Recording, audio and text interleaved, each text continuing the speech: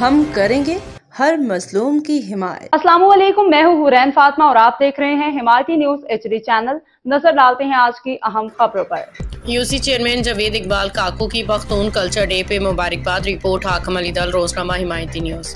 Karachi हिमायती news. Karachi जिला मलिक के chairman UC 3 बहस कॉलोनी जावेद इकबाल काको ने पख्तून कल्चर डे के मौका पर तमाम पख्तून भाइयों की दिली मुबारकबाद पेश की है। इस मौका पर उन्होंने दुआ की कि अल्लाह ताला तमाम पख्तूनों समेत पूरे पाकिस्तान को बाहमी चारगी, भाईचारगी और यकताई के साथ रहने और की तौफीक अता फरमाए।